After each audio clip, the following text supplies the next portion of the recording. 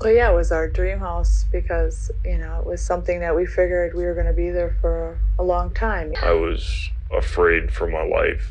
I also was very afraid for my family. I wouldn't accept that my house was haunted. That my initial analysis of the entity being in the spiritual realm, the occult realm, the demonic, if you will, was accurate. And I still believe it's accurate.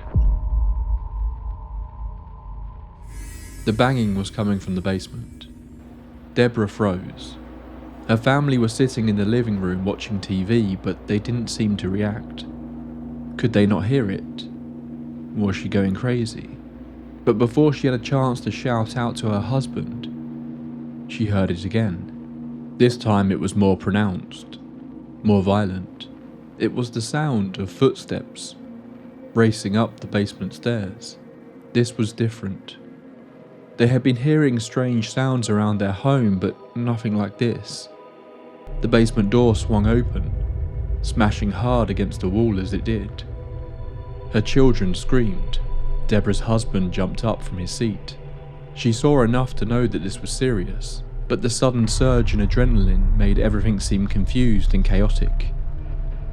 There were now several men standing in her living room.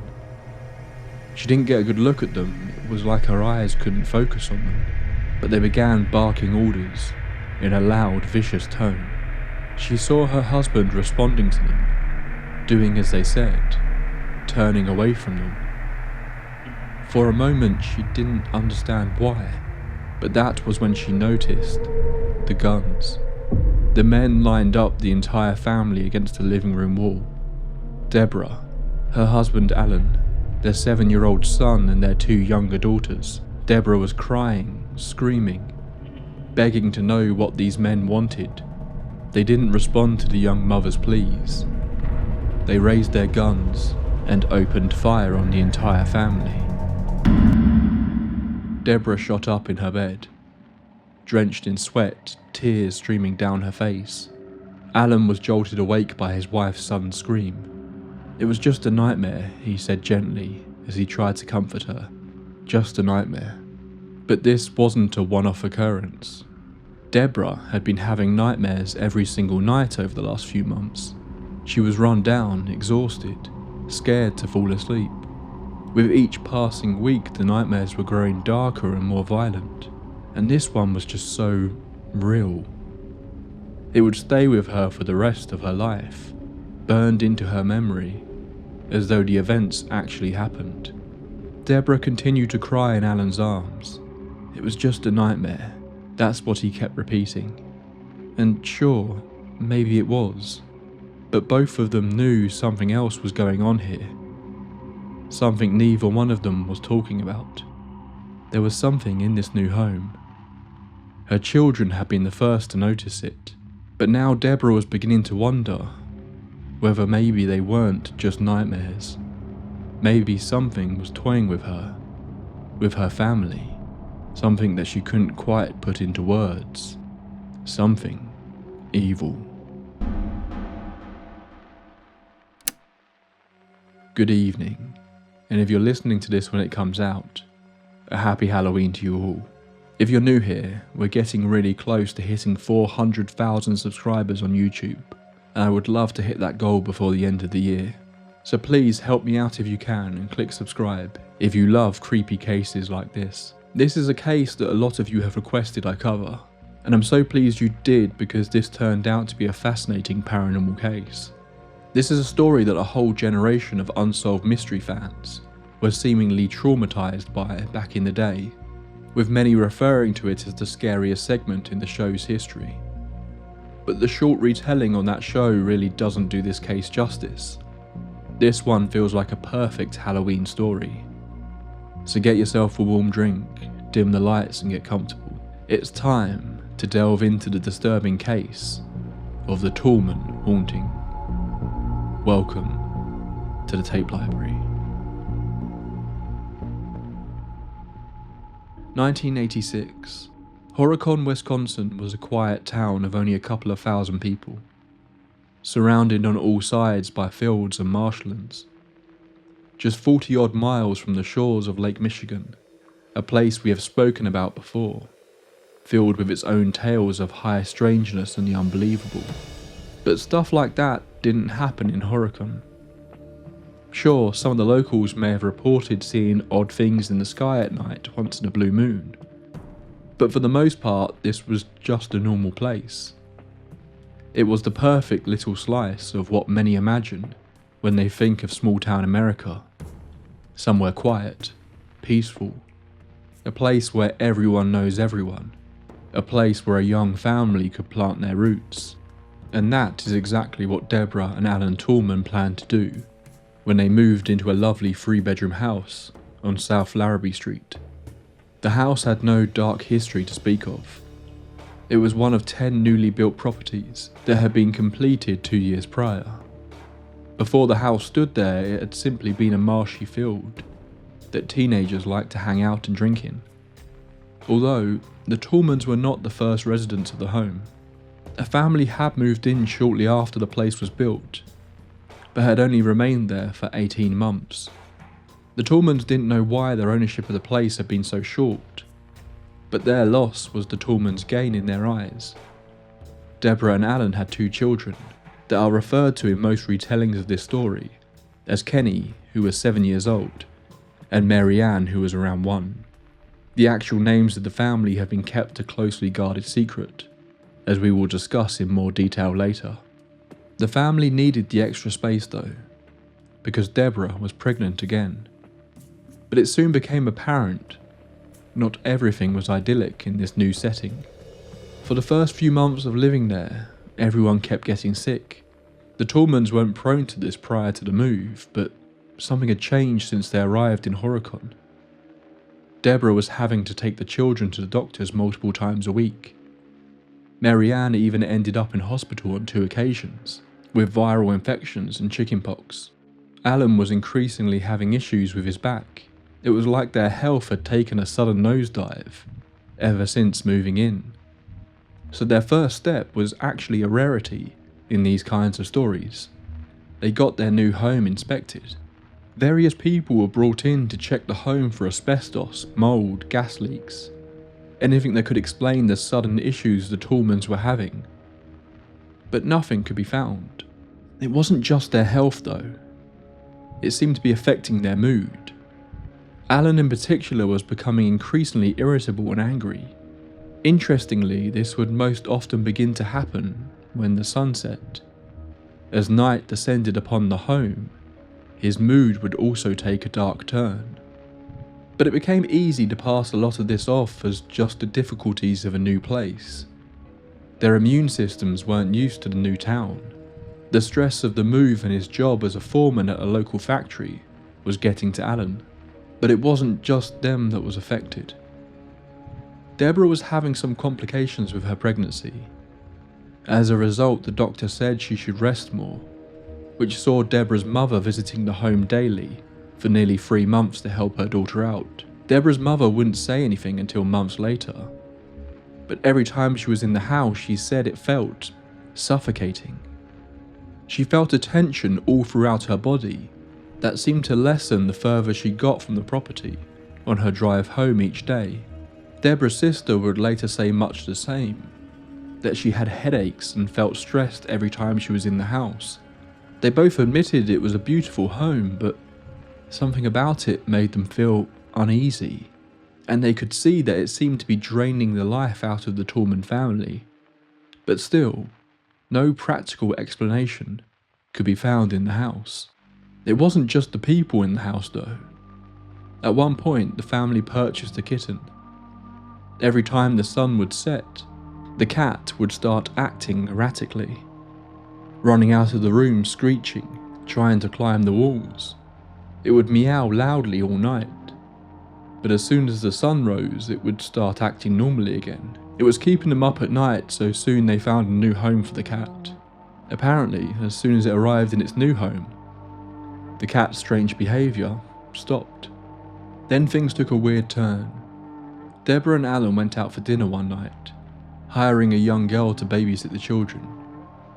When they returned home later that night, the babysitter came rushing up to them. almost hysterical as she tried to explain what had happened that night. The babysitter and their son Kenny had been in the kitchen. Mary Ann had already gone to bed, and the pair were playing a board game at the kitchen table, when the babysitter heard a slight scraping sound. She paused the game to listen. She knew the family had a cat, but she thought they had given it away. Then she heard it again. That was when she realised it was in the kitchen. Then, in the corner of her eye, she saw it. The chair on the far side of the kitchen table appeared to be moving. She quickly glanced under the table to see if Kenny was doing it, but the boy couldn't reach from where he was sitting. The chair was still moving, rocking back and forth in place, as though someone was sitting in it, moving it. Then it began to move more violently, bouncing up and down, before suddenly stopping. The babysitter and the boy sat there in stunned silence, not sure what they had just witnessed. This was much the same reaction that Alan and Deborah had as the babysitter recounted what she saw. How do you respond to someone claiming that they saw a chair moving? The following morning, when Kenny woke up, Deborah asked him about it, and he repeated the events the same as the babysitter had. He seemed genuinely quite upset about it. But the couple had bigger issues going on than a teenager and a child potentially making up stories. Further stress would soon come when their baby daughter Sarah was born in November. Alan's mood took another sharp turn. He suddenly was overcome with a desire to abandon his family. He didn't, instead simply going on an extended drinking binge until he seemed to come to his senses. But this was apparently extremely uncharacteristic for Alan. After this, things seemed to temporarily at least settle down. Kenny was now attending the local school. Alan was working long hours at his job. Deborah had a newborn baby and a toddler to take care of. For 6 months, time passed without any further incidents. Or if there were any, the family was simply too distracted to notice. But in mid-1987, a change in the sleeping arrangements in the home seemed to seriously kick things off. The 2 young girls would take the larger bedroom, with Kenny moving into the smaller bedroom. The girls were given a bunk bed that the Tallmans had purchased from a second-hand shop. In retellings of the story, a lot of attention is given to these bunk beds, but based on what actually seems to have taken place, I don't really understand why. They had been having some issues getting Kenny to go to bed at night. He was constantly complaining of hearing strange noises at night in his bedroom, so they hoped this change would be good for him as well. But it was Kenny again who would witness something odd. As part of redecorating his new room, Alan had given the boy his old clock radio. Kenny planned to use the sleep function on it, so he could drift off while listening to his favourite station. On the first night in his new room, however, something strange would happen with the radio. Alan and Deborah were sitting in the living room when Kenny walked in, complaining that the station had changed and he couldn't change it back. Deborah went in to check. Sure enough, the frequency had been changed. She assumed the boy had simply been messing with it. She told him not to touch it, set it back to the station, and then tucked him in. Just a few minutes later, Kenny came running into the living room again. This time he wasn't sleepy and confused. He seemed terrified. The couple asked what was wrong, and Kenny explained the radio had changed stations again, but this time he had seen it happen. The dial had moved on its own, shuffling through stations. He seemed so frightened by this that he wouldn't go to sleep until Deborah removed the radio and put it into the wardrobe. Just a few days later, Kenny would make another wild claim. He had again refused to go to bed, screaming that he didn't want to go to sleep, but his parents forced him to go to his room. But yet again, Kenny came running back out a short while later. There was a suitcase that was stored under his bed. He told his parents that while he was laying in his bed, the suitcase had shot out from under his bed and across the floor, as though someone had shoved it. But then, even more curiously, it had zipped back under his bed again moments later. Obviously, his parents didn't believe this and sent him back to his room. Moments later, Kenny was complaining that it was happening again. Alan threw the suitcase in the same wardrobe. The couple were getting extremely tired of Kenny's wild stories. Kenny would continue to complain about noises even in his new room. Alan began laying in his son's room as he fell asleep, and he admitted that he heard them too. Initially, he passed it off as the sound of water pipes, but over time he became convinced it could actually be mice. But again, when he would search the house, the foundations, the basement, the attic, he could find no source for the sounds, no evidence of an infestation. But it wasn't just Kenny who was having issues. The girls would also frequently wake up in the middle of the night. They seemed to be constantly having an issue getting them to settle down in the evenings. But weirdly, the children never seemed to wake each other up. It was like they would take it in turns to be awake, while the other children slept. This kept happening in odd little waves. Multiple nights in a row of disturbed sleep, before everything would return to normal again for a few weeks. Then it would all begin again. Often Alan and Deborah would be woken up partway through the night by the sound of giggling and whispering. They would find Marianne sat on her bed, talking to someone.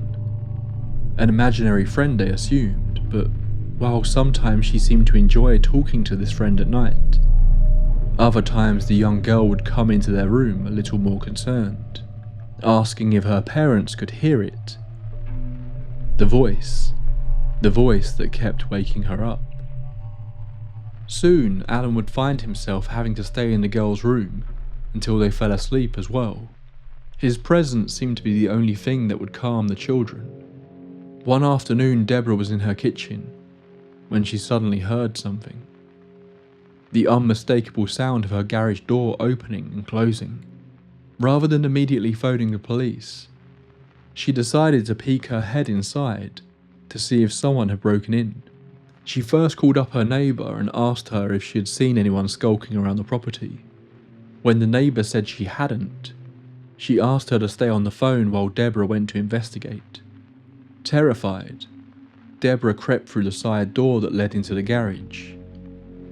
But there was no one there, and no sign that anything had been taken. This became a semi-regular event that would take place over the next few months. Then, the dream started. Deborah began being plagued by violent dreams on a nightly basis. Dreams of her family dying, them being shot in their home by men who came rushing up from the basement, of her children drowning. The entire family were now completely frazzled and sleep deprived. Deborah could see the stress was eating away at them. They were exhausted. They were imagining things that weren't really there. Events started to get a little harder to pass off as stress though. One autumn evening when Alan was in the basement painting, Deborah called out to him to come upstairs. It was time for the girls to go to sleep, and it had become routine that Alan would have to sit and read to them until they fell asleep, or else they would start complaining about the sounds. Alan placed his paintbrush down in the tray and went upstairs. About 45 minutes later, he was walking back down the basement stairs. When he reached the decorating table, he noticed his brush wasn't in the tray where he had left it. He looked around and suddenly saw it. The brush was in the paint pot, sticking up, its handle immersed in the paint. Alan shouted out for Deborah to hand him down some towels to clean the brush, claiming he had just accidentally knocked it into the pot. But Alan knew he hadn't. The paint pot was on the other end of the table. It felt like someone had placed it there, deliberately. It was then he became convinced he saw a shadow moving across the basement in the corner of his eye. But it was just the headlights of a passing car, somehow coming through the basement window. He was sure that's all it was. Shortly after this, Alan opened the basement door one morning and felt a strong chill hit him as soon as he did.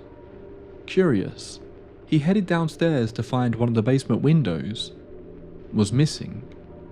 But it wasn't just broken. It had been totally removed and placed on the floor. Nothing had been taken, but it certainly appeared that someone had been in the basement, removed the window and snuck out afterwards. This was the moment that Alan and Deborah became convinced they knew what was going on. Someone was tormenting them. Someone was breaking into their house and trying to drive them insane. But why? Both Alan and Deborah were becoming increasingly paranoid. They would keep their doors locked at all times and purchased a dog to help protect the family. But much like the cat, as soon as the night hit, the dog's behaviour would change.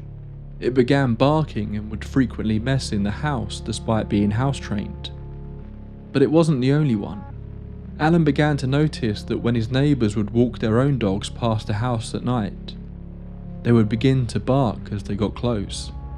The random bouts of sickness were continuing, and one night in October, Alan was rushed to hospital with a particularly nasty sinus infection. Alan's mother had come to the house to look after the children, but when Deborah returned home from the hospital that night, Alan's mother was standing by the door, keys in hand and coat already on. She couldn't get out of the place quick enough.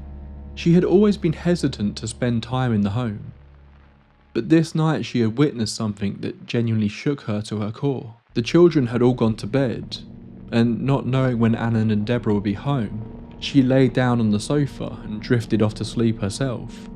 She awoke with a jolt.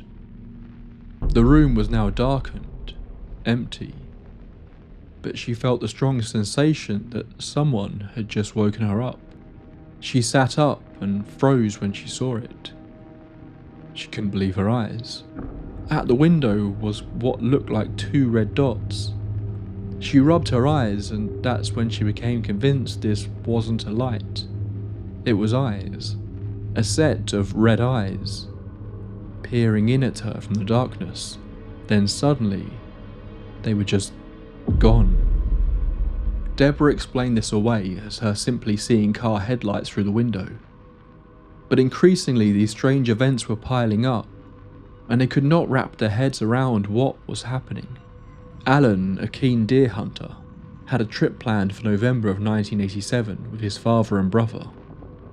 Understandably, Deborah didn't want to be alone with everything that was going on, so her sister agreed to come and stay for the week and help look after the children.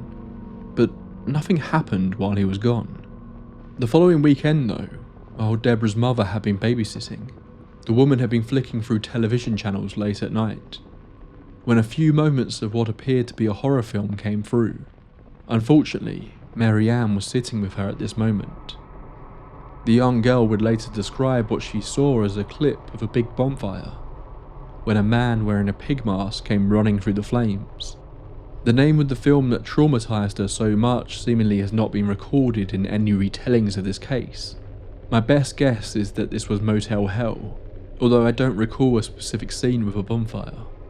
Either way, this image terrified the young girl, but this imagery seemed to integrate itself into the ongoing phenomena, something that would affect not just Mary Ann, but the entire family. Mary Ann became terrified of the idea of fires. She would claim to see fires outside the windows, in doorways. What's more, she would be convinced that there was something hiding behind her bedroom door, who would come out when her parents would leave the room. On one occasion, jumping out of her bed with such fear that she smacked her head. But on some occasions, they would still hear her late at night talking to someone, giggling. But then at times that laughter and playful conversations would switch. She would go from laughing to screaming, rushing to her parents' bedroom, crying and screeching that something was coming. When they asked her what was after her, she would just refer to it as it. They blamed this newfound fear on the movie she had seen, but a small part of the Tallmans couldn't help but wonder about all these other strange happenings. For the most part, Kenny was unaware of his sister's claims. As they had stated before, it seemed like only one of their children would be acting up at any one time while the other slept, which felt odd, but it was hard to really grab hold of what this could mean. in terms of the events that were taking place. Just a few weeks later though, Kenny would begin with another strange claim. It was the Sunday before Christmas when Deborah saw her son standing in her bedroom doorway, his face pale. He looked terrified. When she asked him what was wrong, he said he had just woken up. And when he did, he saw someone in his room. He described her as a tiny, elderly woman, no taller than 3 foot in height. Her face twisted and grotesque, with long black hair and a strange glow around her that he described as like fire. Again, Deborah took him to bed and could find nothing amiss in his room. But just 5 minutes later, he was up again, claiming that the woman was back. Deborah tried to comfort him by claiming that she was an angel, come to look over the children and protect them. But Kenny didn't believe this. He didn't think she looked like an angel at all. She was trying to keep calm to not add to the fear, but Deborah was beginning to take this all a little more seriously. Interestingly, it was one specific detail that shook Alan and Deborah about Kenny's latest story. The glow. The fiery glow. As far as they knew, Kenny had no idea about Mary Ann's late night claims of fire in the house. It was almost like the girls' new fear was somehow manifesting into the strange visions that the children were seeing. Deborah was the first one to suggest it. Could there be a ghost? Alan didn't dismiss Deborah's theory as she suspected he might. Instead, he revealed that when he got home late at night from work, he was growing increasingly reluctant to step through the front door. When he would pull his car into the driveway, he always got the feeling that something was in there, watching him. And on one occasion he was convinced he felt something tug on the lunch pail that he carried. The family were religious. They believed in an afterlife of some kind, but they weren't regular church-going people. It seemed silly to even be suggesting this. But after a long conversation, they thought it couldn't hurt to talk to some kind of spiritual advisor, so they approached their pastor, Reverend DeBratz. Reverend DeBratz arrived the next day and began asking the Tallmans a series of questions about what they were experiencing. Then he went on to make a claim that surely did not reassure the young couple. He said he believed that there was a spirit in their house, and suggested that someone may have set it on the family. That someone had been in their house and placed a curse on them, attracting whatever this entity was, that seemed hell-bent on tormenting them. He encouraged the family to begin reading passages from the Bible out loud in the house, and to start attending church regularly. He returned again to bless the house, which seemed to calm things down, at least initially. It was just a couple of nights before Christmas now. Kenny, too frightened to sleep in his bedroom, had begun falling asleep on the sofa in the living room, something his parents had decided to allow in the wake of their own fears growing. At 3:30 in the morning, they were awoken by Kenny's screams. He had seen the woman again, standing by the Christmas tree, but Kenny claimed that she vanished just as his parents entered the room. They all settled down, but just 20 minutes later, it happened again, and then again. The last time the couple were awoken by their son, they heard him shouting from the living room, "Why don't you just go away and leave us alone?" Kenny said the woman didn't respond. She just stood there, staring at him, not moving an inch. Another strange detail was that Kenny claimed each time she appeared, the woman seemed to grow bigger and bigger. This time, Deborah completely believed her son. From this point on, the activity grew more intense.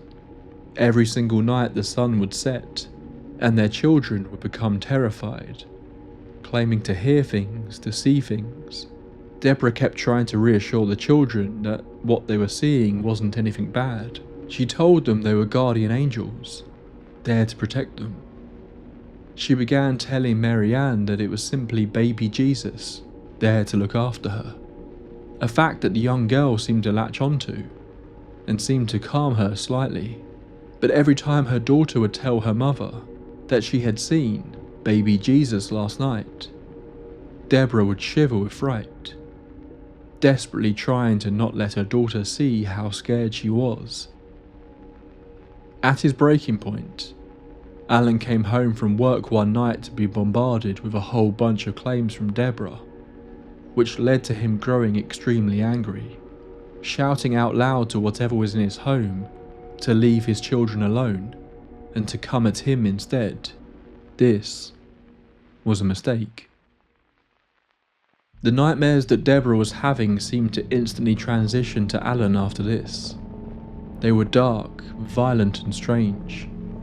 The most memorable of which featured Alan rushing home to save his children from a coming tornado, only to arrive at the house to find it totally empty, with the wind funnel headed straight towards him. Then came the moment that fully convinced Alan that what his children had been seeing wasn't in their imagination. January 7th, 1988. Alan arrived at home around 1 AM.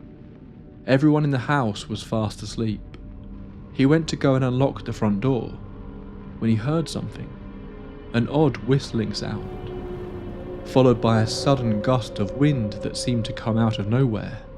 His mind briefly shot back to his dream.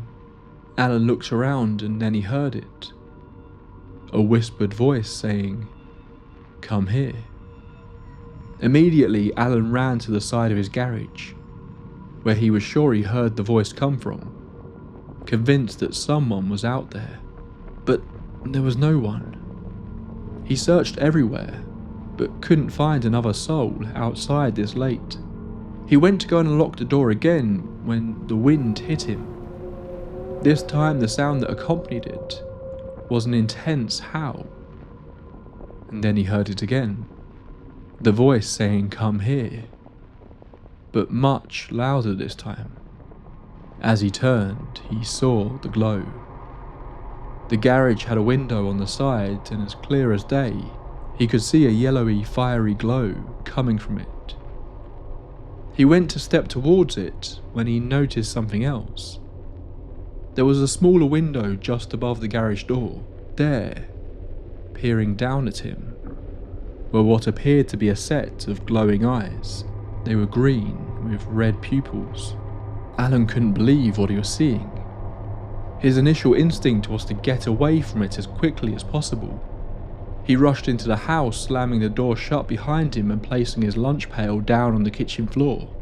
After a few moments of catching his breath, his more logical mind took over, and he realised that there was a very real chance that his garage was on fire. He rushed back outside, but was just greeted by the dark, cool night. No wind, no fire, no glowing red eyes.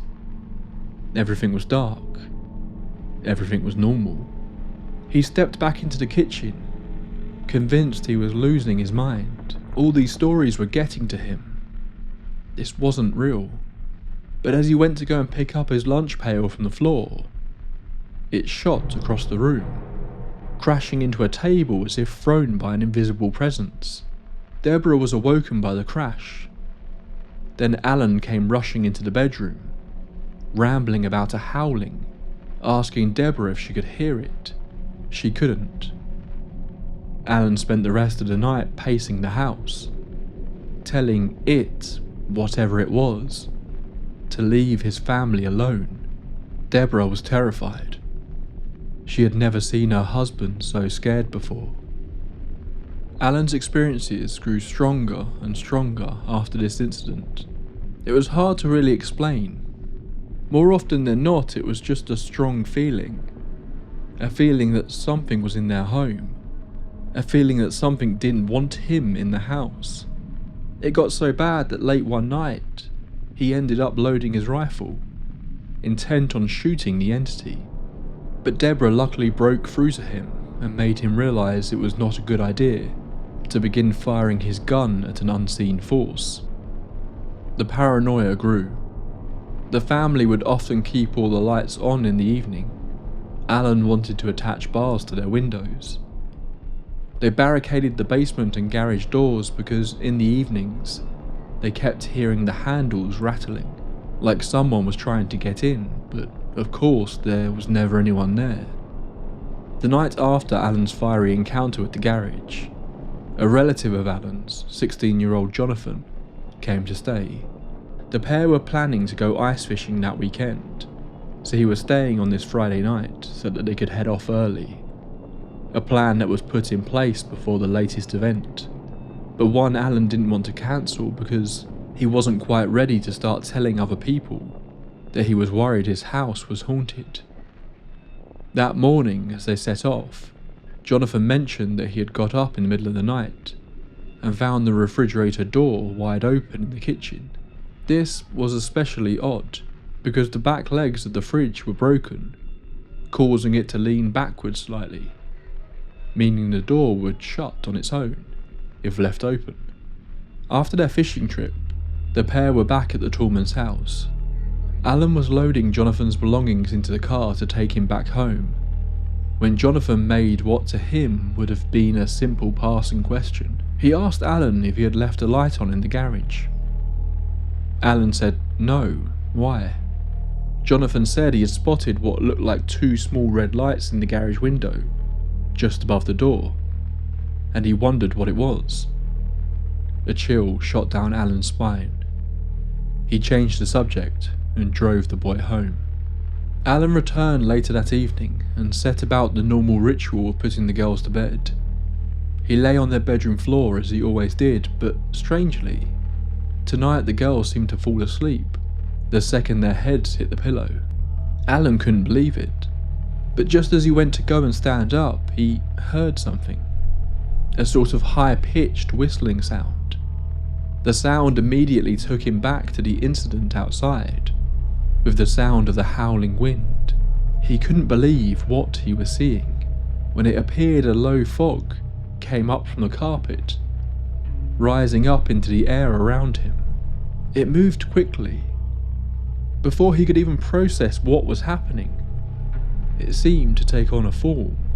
He backed away, trapped in the corner of the girl's bedroom. The fog almost looked like a person. He could make out shoulders, a head, then, where he thought the face should be, two small lights appeared, green lights. Then a red dot in the centre of each one appeared. The eyes. The eyes his mother had seen. The eyes Jonathan had seen. The eyes he had seen in the garage. It spoke, simply whispering the words, "You're dead," before the fog seemed to surround him, and then just vanished. Alan didn't scream. He didn't run.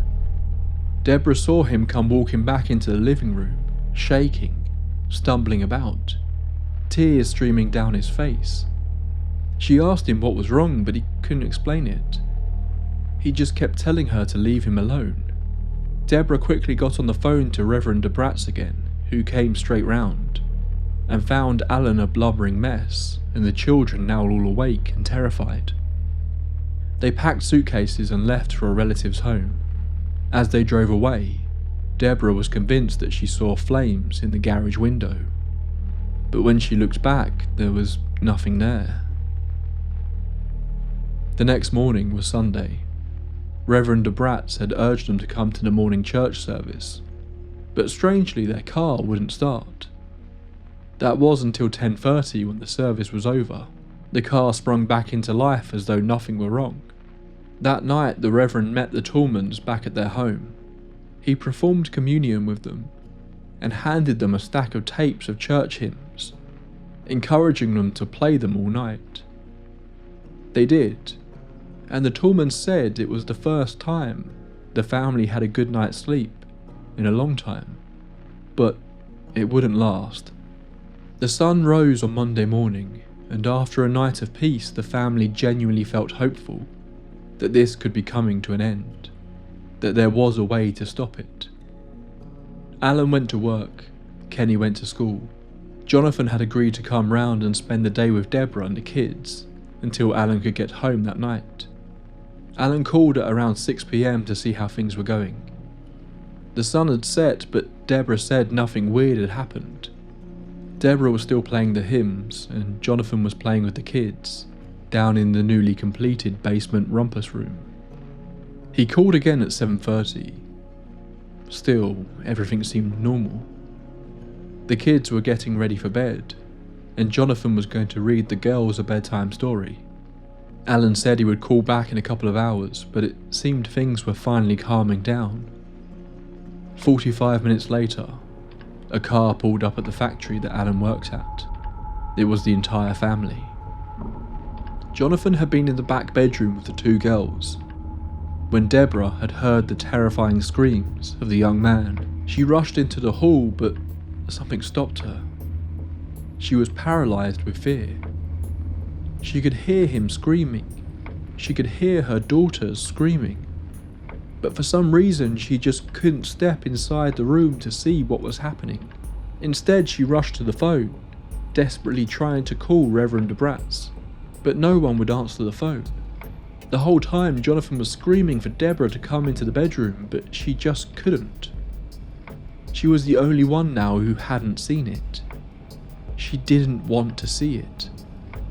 She couldn't. Instead, she convinced Kenny to go and see what was happening.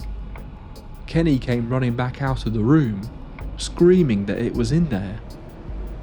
Mary Ann came rushing out after her brother, telling him to not be afraid, that it wouldn't hurt them.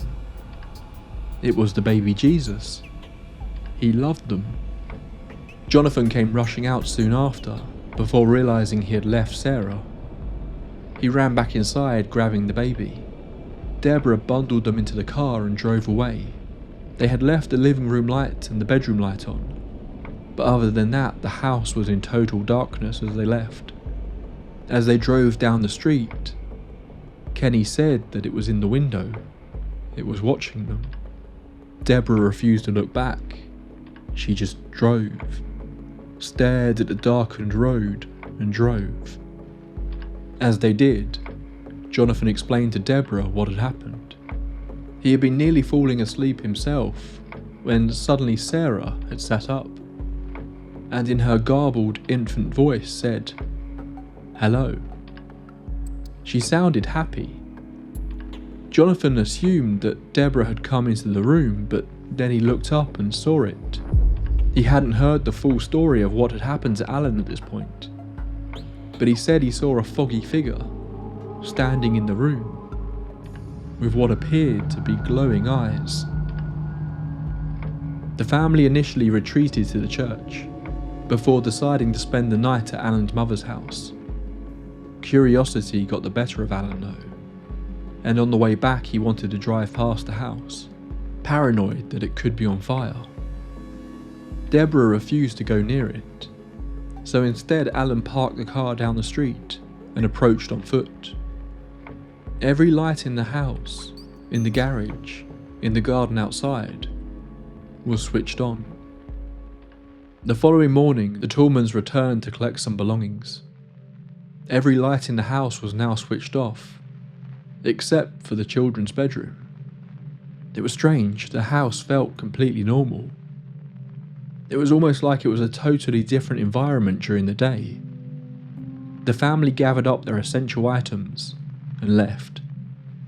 They lasted 20 months in the property, 2 months longer than the previous residents had.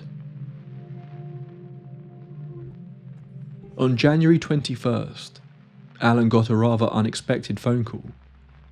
It was the local police chief, Douglas Glamour, who had some questions for him. They had been hearing rumours about a haunted house. Somehow, the Tallman story had got out. Initially, Alan didn't want to talk about what had happened, but the chief pushed him and eventually was able to get a rough account of the events out of him. The Tallmans had been staying with family the last couple of weeks and had left the house empty. They had no idea that rumours had begun to swell within the local community, but the story had taken on a life of its own. People were claiming that the family had seen blood oozing from the walls, that a driverless snowblower had been seen clearing the house's drive, that a gateway to hell had opened up in the house. The Tallmans soon found themselves in the police station, being interviewed about what was going on. Both seemed reluctant to talk. They were worried they would look crazy. They just wanted this all to be over. And the longer they spent away from the house, the more absurd this all seemed. But back at the house, things were getting out of control. Huge crowds were beginning to show up at all hours of the day, with people desperate to get a look at the haunted house. Police had to be stationed on the street to keep the peace. Then the media got involved, which just drew more and more attention. The Tallmans refused to give interviews to the press, a fact that just meant the more wild rumours about the events got more airtime. The locals, obviously annoyed by the chaos on the street, started accusing the Tallmans of faking the whole thing for attention. But seemingly this was the last thing the Tallmans wanted. They just wanted to be left alone. Police Chief Glaman seemed to take the Tallman story seriously. While he wasn't willing to say this was a haunting, he did seem to genuinely believe that this family had been through something seriously traumatic.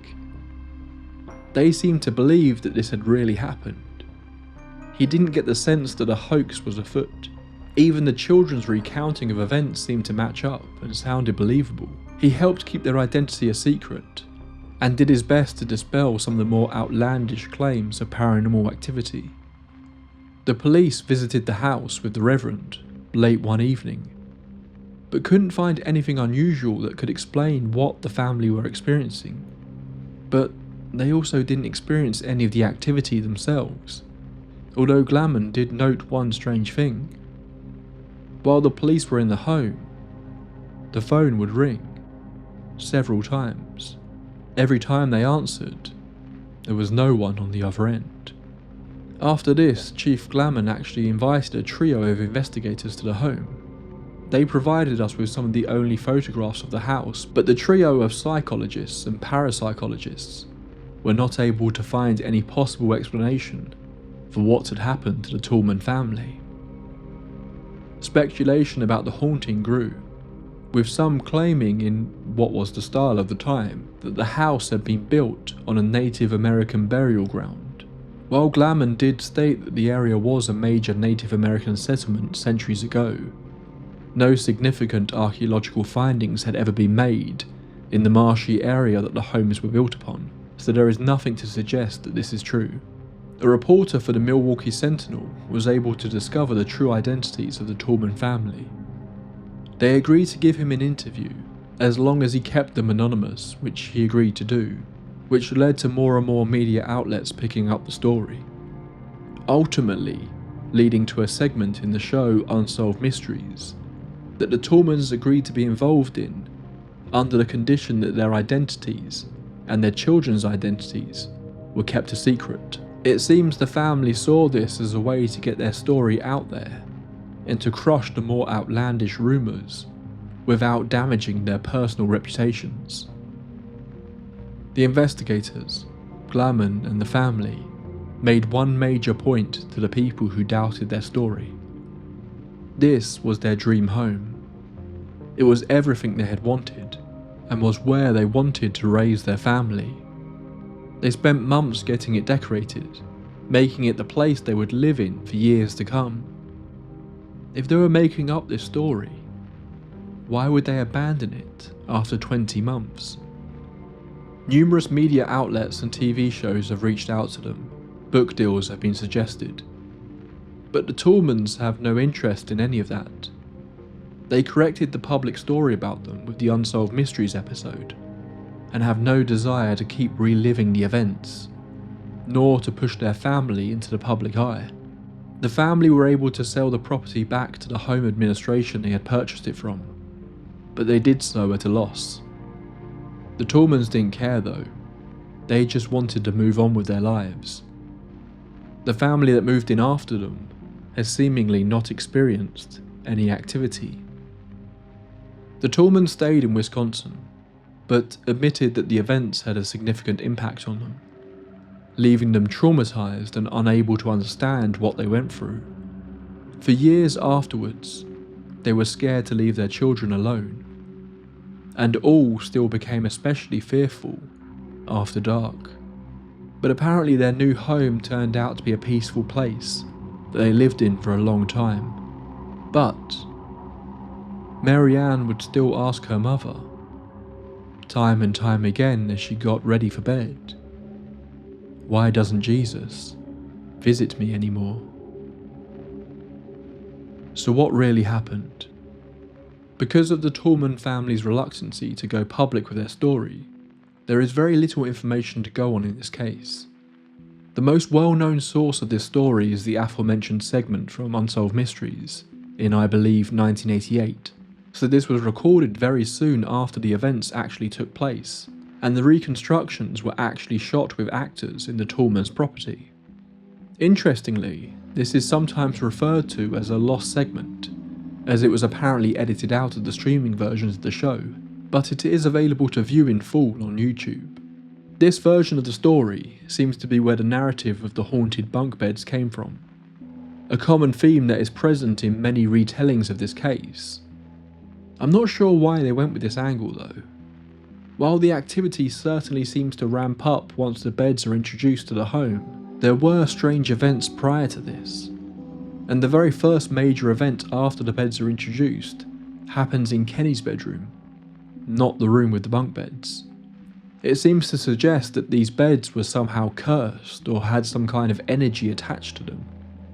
But to me this just seems like a way to spice up the story and try to make it feel a little different from maybe some of the other haunted house cases the show covered. The other major source for this story comes from a book called Haunted America, written by Michael Norman and Beth Scott, and released in 1994. This is the main source I have used for this episode, and if you have seen any long-form videos or podcasts on this topic, this is very likely the book they referenced as well, even if they don't mention it by name. I cannot rate this book highly enough. The Tallman case is just one chapter contained in it. I was initially put off by the slightly generic title, but this is a genuinely fantastic book. Seemingly, this book offers the most comprehensive overview of what's happened to the Tallmans, as well as featuring numerous quotes from the people involved. Beyond that, there's virtually no information out there to add any further weight to the case, so we have to go on the information provided by these two sources, and very little else. With that in mind, let's go over the more skeptical theories first. At least in the initial stages of this haunting, some kind of environmental explanation seems the most likely. We see the family falling sick, their moods changing, paranoid feelings, even what appear to be auditory and visual hallucinations.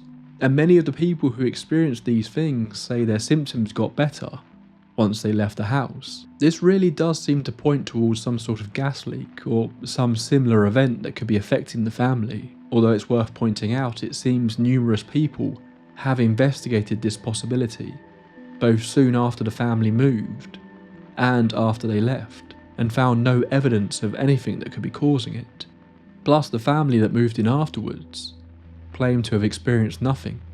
If they found some sort of possible explanation for what's happened after they moved in that they subsequently fixed, it feels like they would have made this known to try and quickly kill off the public attention surrounding their new home.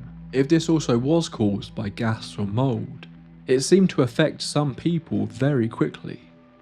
There is also of course the idea of some kind of stress-induced shared psychosis. The family was going through a lot of changes. New schools, new jobs, new homes, and even a new baby. It's hard not to notice that what they see seems to spread. The kids see a scary fiery scene on TV. They begin to become convinced that there are fires in their house. Alan's mother sees glowing lights in the window.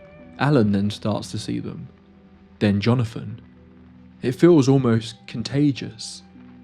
Like the stories are all playing on the minds of the other family members, causing them to see things that aren't really there.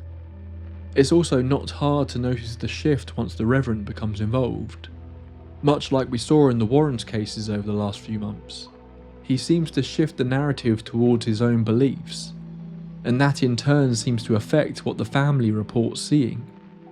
What begins as strange visions from the kids and a general sense of unease seems to take on a much more demonic undertone once he explains his thoughts. Speaking of the Warrens, one detail that was brought up in a few of their cases was the idea of the entity in a home being able to keep others asleep, to choose which member of a family to torment, while the others were stuck in a deep sleep, unable to hear what was going on, unable to help. And this detail seems to be present in this case too, although a little different. The Tallmans make reference to how strange it was that the other children would often sleep right through, despite one of them being up, screaming and crying in the middle of the night. Then the next time it would be a different child, while the others slept peacefully. I think in this case an outright hoax feels unlikely, but not impossible. While the fact that the Tallmans seem so reluctant to go public until pressure to do so by the rumour mill seems to make this feel genuine, there is also of course the idea that they started running the idea of a haunted house hoax to get attention or money, then decided this could have a negative impact on their children. They then decided against this plan, but by that point the story was already starting to get out there, and they were forced into attempting damage control. But the story the Tallmans tell doesn't necessarily paint them in a great light, which I think is an interesting detail when considering the idea of a hoax.